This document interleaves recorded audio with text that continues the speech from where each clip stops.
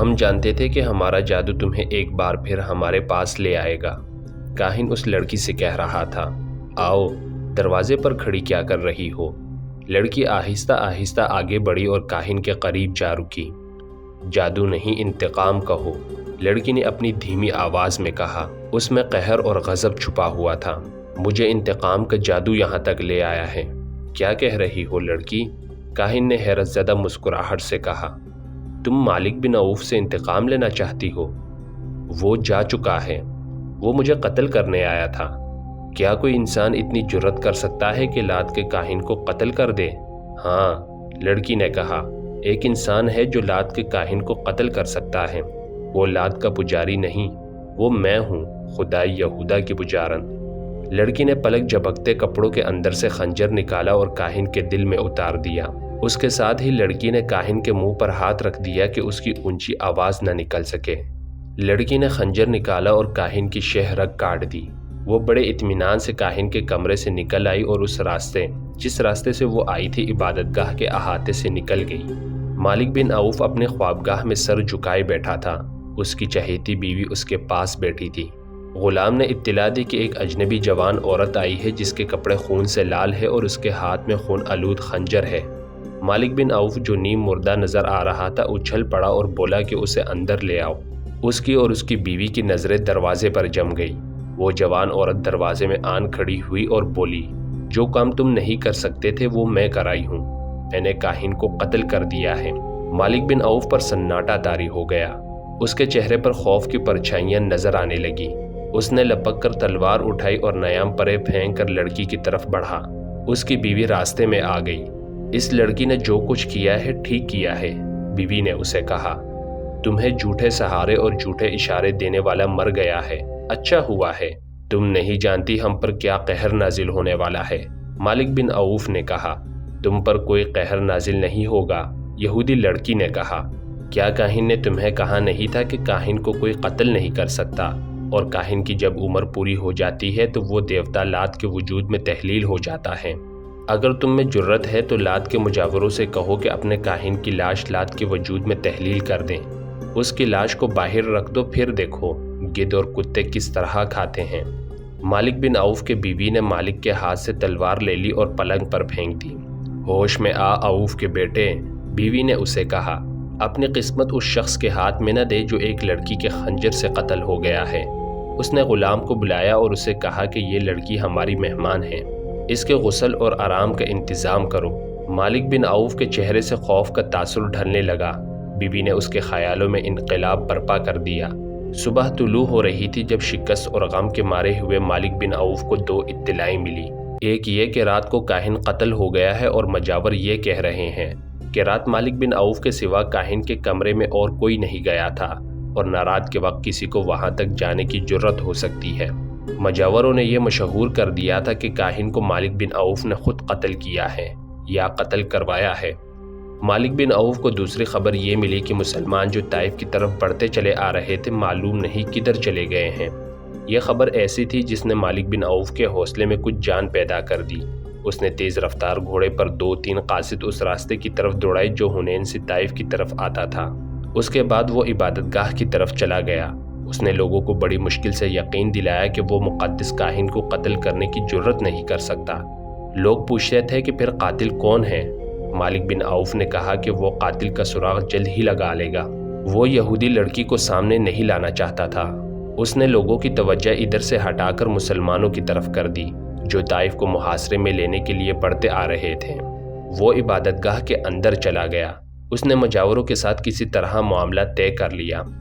لات کے پجاریوں، ایک بوڑھے مجاور نے باہر آ کر لوگوں کے ہراساں ہجوم سے کہا، ہمارے مقدس کاہن کو کسی نے قتل نہیں کیا، وہ دیوتا لات کے وجود میں گھل مل گیا ہے۔ دیوتا لات کے حکم سے اب میں کاہن ہوں۔ جاؤ اپنی بستی کو اس دشمن سے بچاؤ جو بڑھتا چلا آ رہا ہے۔ مالک بن عوف جب اپنے گھر پہنچا تو کچھ دیر بعد اس کے بھیجے ہوئے قاصد واپس آ گئے۔ انہوں نے اسے بتایا کہ اس راستے پر جو طائف کی طرف آتا ہے اس پر مسلمانوں کا نام و نشان بھی نہیں ہے۔ مالک بن عوف نے اپنے آپ کو دھوکے میں نہ رکھا۔ اس نے اپنے قبیلے کے سرداروں سے کہا کہ محمد صلی اللہ علیہ وسلم اپنے دشمن کو بخشنے والا نہیں، وہ کسی نہ کسی طرف سے جوابی وار ضرور کرے گا۔ اس نے اعلان کیا کہ شہر کے دفاعی انتظامات میں کوئی کمی نہ رہنے دی جائے۔ قاصدوں نے مالک بن عوف کو بالکل صحیح اطلاع دی تھی کہ طائف کے راستے پر مسلمانوں کا نام و نشان نظر نہیں آتا، لیکن مسلمان سیلاب کی طرح طائف کی طرف بڑھتے چلے آ رہے تھے۔ انہوں نے رسول اکرم صلی اللہ علیہ وسلم کے حکم سے راستہ بدل لیا تھا۔ بدلا ہوا راستہ بہت لمبا تھا، لیکن رسول کریم صلی اللہ علیہ وسلم نے اتنا لمبا راستہ اختیار کرنے کا فیصلہ اس لیے کیا تھا کہ چھوٹا راستہ پہاڑیوں اور چٹانوں میں سے گزرتا تھا، کھنڈنالے بھی تھے۔ رسول کریم صلی اللہ علیہ وسلم نے اپنے سالاروں سے کہا تھا کہ حنین کے پہلے تجربے کو نہ بھولو، مالک بن عوف بڑا جنگجو ہے۔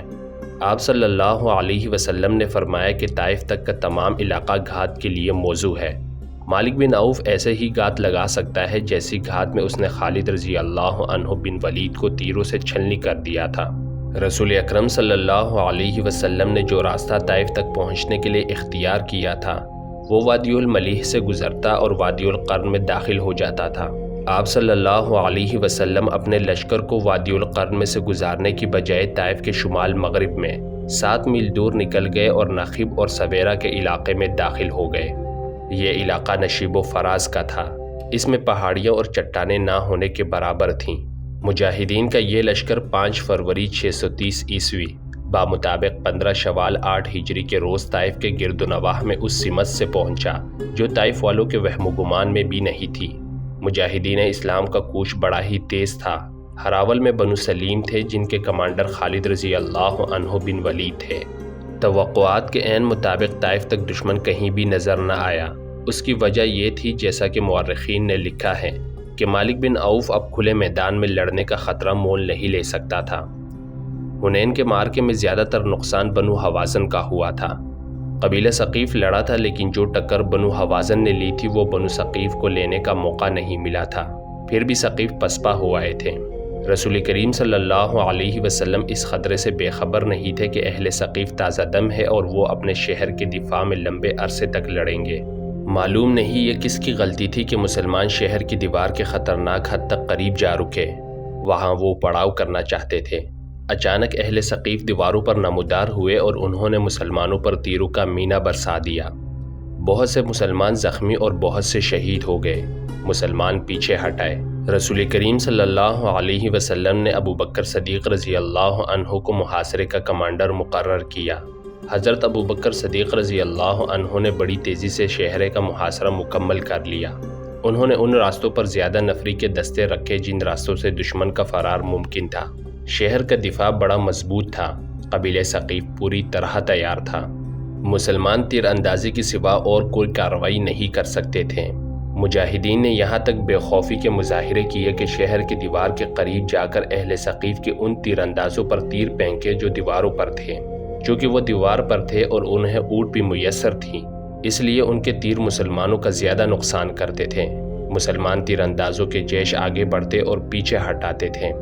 مسلمانوں کے زخمیوں میں بڑی تیزی سے اضافہ ہو رہا تھا۔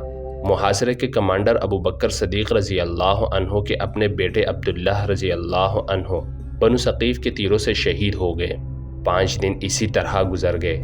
تاریخ اسلام کے مشہور و معرف شخصیت سلمان فارسی رضی اللہ عنہ لشکر کے ساتھ تھے۔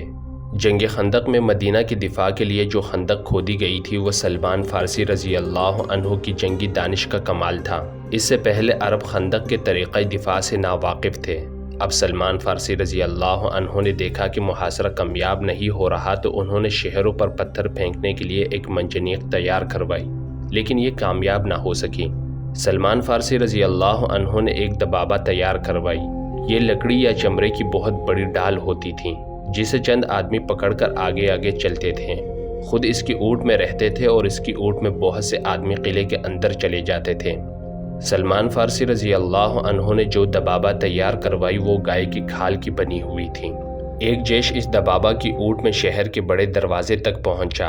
اوپر سے آنے والے تیروں کی تمام بچھاڑیں دبابہ میں لگتی رہیں، لیکن دبابہ جب اپنی اونٹ میں جیش کو لے کر دروازے کے قریب پہنچی تو دشمن نے اوپر سے دہکتے ہوئے انگارے اور لوہے کے لال سرخ ٹکڑے دبابہ پر اتنے پھینکے کہ کھال کی دبابہ تیر روکنے کے قابل نہ رہی، کیونکہ یہ کئی جگہوں سے جل گئی تھیں۔ دبابہ چونکہ عربوں کے لیے ایک نئی چیز تھی جو پہلے ہی استعمال میں بیکار ہو گئی تھی، اس لیے وہ اسے وہیں پھینک کر پیچھے دوڑے۔ اہل ثقیف نے ان کے اوپر تیر برسائے جس سے کئی ایک مجاہدین زخمی ہو گئے۔ 10 دن اور گزر گئے۔ محاصرے اور دفاع کی صورت یہی رہی کہ مسلمان تیر برساتے ہوئے آگے بڑھتے اور تیر کھا کر پیچھے ہٹاتے تھے۔ بنو ثقیف پر اس کا اثر یہ ہوا کہ ان پر مسلمانوں کی بے جگری اور بے خوفی کی دہشت طاری ہو گئی۔ یہی وجہ تھی کہ انہوں نے کسی طرف سے باہر آ کر مسلمانوں پر حملہ کرنے کی کوشش نہ کی۔ آخر ایک روز رسول اللہ صلی اللہ علیہ وسلم نے اپنے سالاروں کو اکٹھا کیا اور بتایا کہ محاصرے کی کامیابی کی کوئی صورت نظر نہیں آتی۔ آپ صلی اللہ علیہ وسلم نے سالاروں سے مشورہ طلب کیا کہ کیا کیا جائے۔ حضرت ابوبکر صدیق رضی اللہ عنہ اور حضرت عمر رضی اللہ عنہ نے کہا کہ محاصرہ اٹھا لیا جائے اور مکہ کو کوچ کا حکم دیا جائے۔ خود رسول کریم صلی اللہ علیہ وسلم محاصرہ اٹھانے کے حق میں تھے، جس کی وجہ یہ تھی کہ مکہ کے انتظامات آپ صلی اللہ علیہ وسلم کی توجہ کے محتاج تھے۔ مکہ چند ہی دن پہلے فتح کیا گیا تھا۔ خطرہ تھا کہ طائف کا محاصرہ طول پکڑ گیا تو مکہ میں دشمن کو سر اٹھانے کا موقع مل جائے گا۔ 23 فروری 630 عیسوی بمطابق 4 ذی القعدہ 8 ہجری کے روز محاصرہ اٹھا لیا گیا۔